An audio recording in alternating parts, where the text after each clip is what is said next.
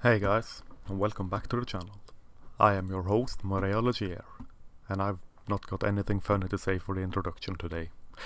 This is why I am an anti-feminist, part 14. For decades, at least since the 70s, the feminist hive mind have attempted to make the private political and the political private, as well as attempting to dictate what we may or may not do with our privates in our own homes. I am sorry to say that they have succeeded. That is to say, as long as it is the private lives of women and the experiences of women, it has come to fruition. Granted, and mind you, this only ever applies if the woman and their experiences go with the fallopian flow of the feminist ideology. Obviously. For a woman to have experiences countering the feminist narrative is an obscenity when seen through the myopic lenses of feminism, all strange and weird and twisted and so on such.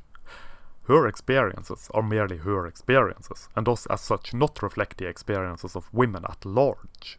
The experience of a feminist woman, however, is the experience of every woman everywhere since time immemorial. Some strange and hitherto unknown ancestral memory, stored in the genes probably.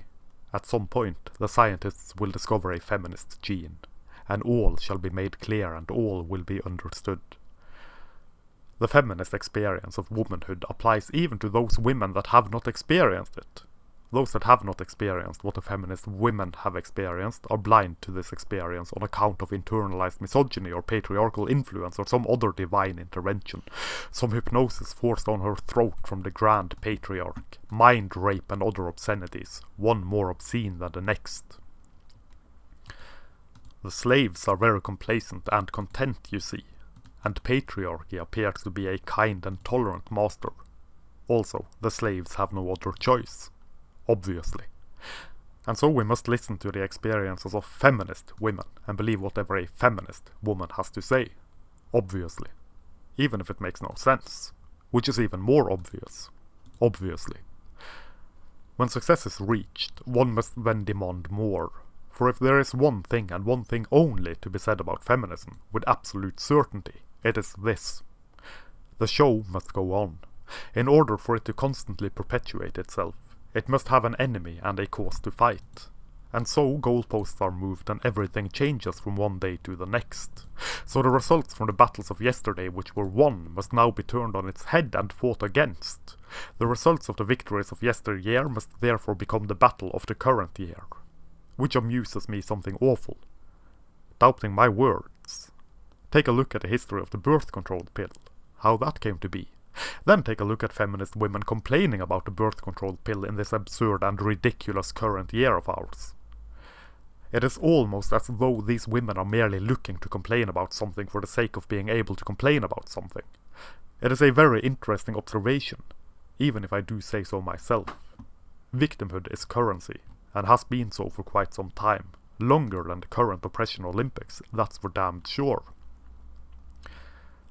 Not that any of this matters, of course, for internal contradictions and moving goalposts within the movement don't matter, of course, because there are approximately 17 billion different forms and guises of feminism, each more delicate and prone to error than the last, obviously, and really fucking convenient. Were one so inclined, one would almost start believing that this claim is a mere smokescreen, a distraction from any and all form of criticism of the serpent cult. Well, my dude, that's like not my feminism, my dude, so I'm not, answerable to that. Real convenient, my dudette, real convenient indeed. One cannot argue the point either, for her experience matters more than anything else. At the very least at this moment in time and for that experience and in that particular corner of insanity. Her experience of feminism is an experience of feminism as an ultimate good, and so it must be true and all evidence to the contrary be damned, up to and including calls to kill all men, which is from that part of the movement which is not real feminism. Either that or it is merely a joke, just as the male tears mugs, t-shirts and various and sundry is naught but a joke. Which would not bother me in the least, were it not for the blatant double standard of the thing. Men have lost their jobs for less than what a feminist spew from their face orifice every 2 minutes or so. And so, in that moment, at the moment of arguing a point, feminism becomes a staunch, hardcore, brutally individualistic movement. Until, that is, her experience is to be used as an example of the experience of all women everywhere. Then it becomes one of the most collectivist movements the world has ever seen. Collectivist when it suits them. Individualist when it suits them. The experiences of women always matter and must always be believed, excepting when they don't matter and must be dismissed, which is, as are all things, something feminism gets to decide. And this brings an interesting point to the whiplashed headspace of this humble wordsmith. What about the experiences of men? To which the answer is as simple as it is stupid. The experiences of men don't matter. For that is just the experience of that one man. Also, he is probably full of lies and bullshit, obviously. And so we do not need to listen to the experiences of men, obviously. For men trade only in lies in order to enslave and subjugate women, obviously. For even when men suffer and struggle, it is all about women, obviously. For men think only about women, as is the natural order of things, given that everyone only ever think about women and everything is only ever about women and the experiences of women, obviously. This, I suspect, is one of the reasons why every single discussion on men and the issues predominantly affecting men are hijacked by hordes of pissed off women, feminist or not, proclaiming in loud and snarling voices that, "What about the womans?" For nothing can be discussed or said or stated or treated or seen or viewed or thought without including women. Even if it is as simple as celebrating fathers and the work that fathers do, women must be put first and always be included. The inverse does not apply, obviously. When attempted, the feminist hordes screech that this is about women and that men always hijack every conversation. So get out of here with your manspreaded, mansplained, manterruptions and various other manso and suches. Projecting again, my dear? Even when it has got fuck all to do with women, it has to be about women. That is exactly what the feminist stormtroopers do where the concerns of men are concerned. They hijack the conversation and derail it so that it has to do with women instead of men, and all and sundry support. For women receive empathy from both men and women, whereas men do not, to a ginormous extent. This, it has to be said, leaves no room and no space and no time and no place for any discussion about the personal experiences of men, particularly not when the feminist hordes have lied and framed it in such a way that any discussion on the experiences of men and the issues men face are an attack on women overall. This is quite bothersome, obviously. See, I am a staunch believer in making people live by their own rules. The rules have to apply to everyone equally. That would be equality, you see. Then, it goes without saying, if one is to listen to and believe the experiences of women without question, one must also listen to and believe the experiences of men without question. Which no one does, and which even less than no one gives a flying fuck about. Those that do care are demonized for hating women, followed by attempts to shame them into silence and oblivion. For everything has to be about women, and men be damned, doubly cursed and thrice neglected for being so wicked as to believe that they matter just as much as women matter. Unless, of course, it is from the experience of a feminist man and his struggles against his trademarked toxic masculinity. Then he is to be hoisted to high heavens and celebrated in perpetuity for speaking truth to power and unlearning his maliciously misogynistic masculine matters. Which is to say that he bends the knee and presents his balls, shaft, neck and mind to the feminist hive mind and their undisputed ruler, Miss Queen Bee Supreme. He is still not to be trusted, of course. But at the very least he is a better man than that man over there who has, as of yet, not disavowed his masculinity, his maleness and his supreme patriarchal power. Supreme patriarchal power and privilege which he supposedly has, even after being divorce-raped, after losing custody of his children to a vindictive ex, after 3 failed suicide attempts for reasons of homelessness on account of losing his job for failing to show up after a severe depression following family court proceedings that will put him in jail soon enough for failing to pay both alimony and child support for children he is not allowed to see anymore on account of a vindictive ex. Not that his struggles matter either. For the feminist hive mind have done their best in convincing the world that fathers do not matter in the lives of children, only mothers do. And the rest of the village. Everyone, in fact, except fathers are important in the lives of children, according to the hive mind. That he cannot pay for reasons of losing his job is irrelevant. When he goes to jail for failure to pay, it is even more difficult to get a job. But this does not matter, for we do not need to listen to the experiences of men, nor do we need to show any understanding for their plight. All he has to do is pay up and shut up. He is not a living, breathing human being. He is a deadbeat dad, reduced to ashes. Obviously. Though admittedly he is still needed for financial support, for he has to take responsibility. He's just not allowed equal responsibility in raising his children. But this don't matter none. Now, for those of us who have spent some time pondering and wondering issues such as the aforementioned, we have been told that it does not happen. Women are never vindictive or wicked. When men have no contact with their children, it is only ever because they are vindictive and wicked, not the other way around. Only men have the capacity for assholery. Women do not. They are angelic and sacred creatures, and no woman would ever refuse the father of her children to see his children. It is only ever a father who would refuse to see his children, for fathers are deadbeats. All of them.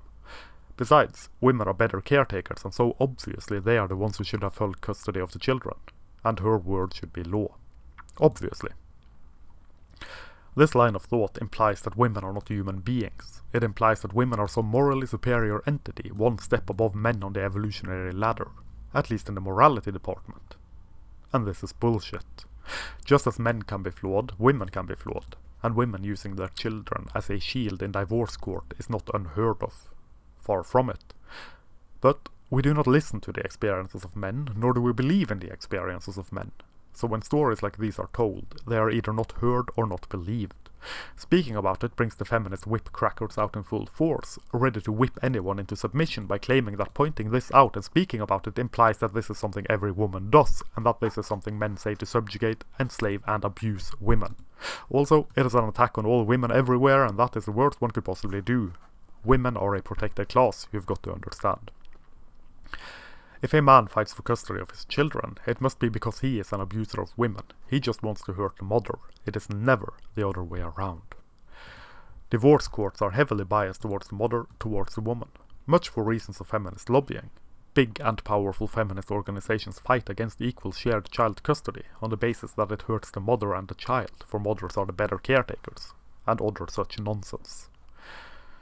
Then the same feminists will claim that it is misogynistic of the courts to assume the mother to be the better caretaker, and so it really is the fault of men, that is the patriarchy, that fathers do not get equal custody rights. Which is very interesting, and the best case I have ever seen of a self-fulfilling prophecy, as well as dubiously implemented hypocrisy. Though of course it does not matter, for that is one feminism, not a true feminism. Obviously. And a herp did derp, as it is known to do. And here I sat, thinking that the best course of action would be a default 50-50 shared parenting. That would be the most equal outcome. And to get rid of alimony, of course. For that is the most preposterous stupidity, the most bass-backwards thing to still be a thing in this tainted and fragmented current year of ours. Though, as one should well be aware of by now, equality, when spoken by feminism, does not equal equality. I doubt any changes will be made or seen, unless the experiences of men are listened to and taken seriously. This is difficult to do, because the experiences of men are so often shooed away and neglected as being of no importance when they are not pissed away as lies, fibs and bullshit designed only to hurt women. Because everything is only ever about women. Feminism has had decades of social engineering in which they have tricked our societies into believing that all men everywhere are extraordinarily privileged. This makes it even more difficult. When this has been taught in schools, taught to children, it is not easy to unlearn. It becomes a baseline belief, a foundation for their worldview. The apex fallacy called. It wants its straw man back, and its logical fallacy. The above must necessarily lead to the experiences of men not being told, who, in their right mind, would wish to share their experiences, their deeply personal, troubling and difficult experiences, when they are either waved away as lies and bullshit, or simply ignored by just about everyone. This is often the experience of men when trying to share their experience. Dismissed out of hand and outright waved away as lies, or, of course, painted as an attack on women. If you have not done so already, I would recommend grabbing a copy of the wonderful book Sons of Feminism, linked below, edited by the equally wonderful Janice Fiamengo. This is a collection of the personal experiences of men. It is a difficult book, as well as being a very good book. It is even inspiring and uplifting in ways which I cannot properly explain. It is more of a felt sensation than a tangible and easily definable sensation. At least it was for me when I first read it. It is phenomenal, and it was a brilliant idea. That book is one of the main reasons for me doing what I do, though there are quite a few reasons more, as there always is. This one kicked me over the edge, right out of my hibernation, one could say. I believe that, if men's rights are ever to be taken seriously, there is a need to talk about our experiences as men. The feminist hordes wanted to make the political private and the private political, which is a goddamned bother, in all honesty. I have been in opposition to this nonsense for quite some time, yet it is what they did, and so maybe we ought to take them on their word and turn it about, to make them live by their own rules and their own wishes, to properly show that equality means exactly that, equality in all, that is to say, equal treatment. Equal treatment would then mean that the personal experiences of men is to be granted the same treatment that the personal experiences of women is granted. If not, feminism proves itself, yet again, to be a force for anything but equality. Men need to talk about their feelings more, they say. Then they attack, ridicule, smear and shame when we do. I bathe in male tears, I drink male tears, and other such misandrist piss-pottery. #kill all men. Men must talk about their emotions. I oppose the killing of all men on the grounds that it is a disturbing thing to say and to do. No, not like that. #fragile masculinity. Can't even take a joke, lol. Masculinity so fragile that I bathe in male tears. Well then, ignoring for a moment or two that men do in fact talk about their feelings and experiences, and would do so even more were it not for feminism dismantling any and all male-only spaces on grounds of discrimination, albeit in a way and in a light not accepted by the feminist brigades and their mighty state of hysteria, I propose that men do. That we speak openly and unashamed about our experiences in the feminist culture we inhabit, in the misandrist, mass media manipulated moronic culture of ours, where equality only ever means whatever the feminist forces of frail and fragile femininity propose that it means. Mind you, I am not proposing that men, in general, take part in the current climate of victim culture, the woe is me fuckery that all and one are so engulfed and devoured by. Far from it. There is more than enough of that stupidity going around. If one has been a victim of something, the best thing one can do is to get over it and stop being a victim of it. One can never overcome something if one perpetually makes oneself a victim of it. Granted, for some people, I can see where the temptation lies. It is far easier to live a life devoid of responsibility for anything, up to and including the course one's life has taken, by merely pointing to some victimhood and stating that this, and this alone, is the core reason for them fucking up at every turn. It is, at the very least, much easier, or, well, safer, than overcoming trauma and trials and tribulations. Overcoming trauma, trials and tribulations is excruciatingly hard work. Believe you me, I know. I have a handful, or more, of traumas myself, which I have spent quite some time overcoming, some of which I have not yet gotten over. I refuse, however, the cape of victimhood and the dunce hat of the victim mentality. This does not mean that my story shall never be told, my experience never shared. For there is a difference in presenting a story and painting oneself as a perpetual victim. What I propose is not the victim culture shenanigans, but an honest, decent, rational, and not least of all truthful sharing of our experiences within the feminist culture, within the misandrist, male-bashing, male-hating culture. The truth, such as the truth is, and nothing but that. The more stories that are told and that are shared, the more it will have to be heard, until it can no longer be ignored, until it has to be heard, until it has to be shared and understood that not all is milk and honey in the land of men. That it is, in fact, quite the contrary.